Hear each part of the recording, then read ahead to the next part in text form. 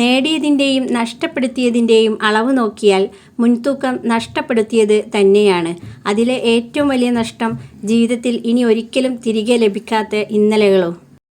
സന്തോഷം എന്നത് ആരും വാങ്ങിത്തരുന്ന ഒന്നല്ല, നമ്മൾ നേടിയെടുക്കേണ്ടതാണ്. അനുഭവത്തിൽ നിന്നും പാഠം ഉൾക്കൊണ്ട് പെരുമാറ്റത്തിലൂടെ, സ്നേഹത്തിലൂടെ, കരുണയിലൂടെ അത് നേടിയെടുക്കുക. നിങ്ങളുടെ ദുഃഖങ്ങളും സങ്കടങ്ങളും എത്രമാത്രം മനസ്സിൽ സൂക്ഷിക്കുന്നുവോ അത്രത്തോളം മനസ്സിന് ഭാരം കൂടുന്നതാണ്. ചിലതൊക്കെ അവസാനിപ്പിക്കാനുള്ള ചങ്കൂറ്റം കാണിക്കുന്നിടത്താണ് ജീവിതത്തിൽ പുതിയ മാറ്റങ്ങൾ സൃഷ്ടിക്കപ്പെടുന്നത്. നമ്മൾ ആരെയും പൂർണ്ണമായി മനസ്സിലാക്കി എന്ന് വിചാരിക്കരുത്. നമ്മൾ മനസ്സിലാക്കിയതുപോലെ ആവണമെന്നില്ല എല്ലാവരുടെയും ജീവിതം. വാക്കുകൾ കൊണ്ട് നമ്മുടെ ഹൃദയത്തെ മുറിവേൽപ്പിച്ചിട്ട് അതിലൊരല്പം പോലും കുറ്റബോധം ഇല്ലാത്തവർ എപ്പോഴും സ്വയം ന്യായീകരിക്കാനായി ശ്രമിക്കുന്നു. ഇത്തരം ആളുകളുണ്ടെങ്കിൽ അവരെ ശ്രദ്ധിക്കണം. സന്തോഷമായി ജീവിക്കുക എന്നതാണ് പ്രധാനം, അല്ലാതെ അത് മറ്റുള്ളവരെ അറിയിക്കണമെന്ന് നിർബന്ധമില്ല. ഓർക്കുക, എല്ലാവരും നമ്മുടെ സന്തോഷം ആഗ്രഹിക്കുന്നവർ അല്ല. ഒരാളുടെ വിജയത്തിന് മധുരം നിശ്ചയിക്കുന്നത് അയാളുടെ പരാജയങ്ങളാണ്.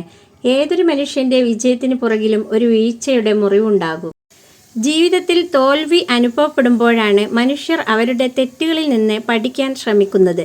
ചില തോൽവികൾ വലിയൊരു പാഠമാണ്. തെറ്റുകൾ തിരുത്തി മുന്നോട്ട് പോവുക എന്ന പാഠം. തോൽവി സമ്മതിച്ച് പിന്മാറരുത്. പ്രതീക്ഷിക്കുന്ന എല്ലാം സംഭവിക്കണമെന്നില്ല, എങ്കിലും നല്ലത് ചെയ്യുക, നന്മയിൽ ജീവിക്കുക. അപ്പോൾ ജീവിതം മനോഹരമാകും.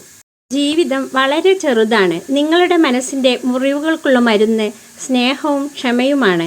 ആ മരുന്ന് നൽകാൻ കഴിയുന്ന വൈദ്യൻ നിങ്ങൾ മാത്രമാണ്. നിങ്ങളുടെ ജീവിതം വളരെ ചെറുതാണ്. ശരിയായ രീതിയിൽ സ്നേഹിക്കുന്നവരെ സ്നേഹിക്കുക, അല്ലാത്തവരെ മറക്കുക. സംഭവിക്കുന്നതിനെല്ലാം ഒരു കാരണമുണ്ടാകും. ഒരുമിച്ച് നടന്നപ്പോൾ എന്ത് നേടി എന്നതല്ല, തനിച്ച് നടന്നപ്പോൾ ഒരു പിൻവിളിക്ക് പോലും ആരുമില്ല എന്ന തിരിച്ചറിവാണ് ജീവിതം. നമ്മുടെ പ്രിയപ്പെട്ടവരുടെ മനോവിചാരങ്ങൾ ഒരിക്കലും മറ്റുള്ളവർ പറഞ്ഞ് നമ്മൾ അറിയാൻ ഇടവരരുത്. അങ്ങനെ വന്നാൽ മനസ്സിലാക്കണം, അവർക്ക് നമ്മൾ ഒഴിഞ്ഞു കൊടുക്കാൻ സമയമായി എന്ന്. മറ്റുള്ളവരുടെ വികാരങ്ങൾ മാനിക്കാതെ സ്വന്തം ഇഷ്ടം മാത്രം നോക്കുന്നവർക്ക് അവർ ചെയ്യുന്നത് എല്ലാം ശരികളായിരിക്കും. ശരിക്കും അവർ സ്നേഹിക്കുന്നത് അവരെ മാത്രമാണ്, മറ്റാരെയും അല്ല.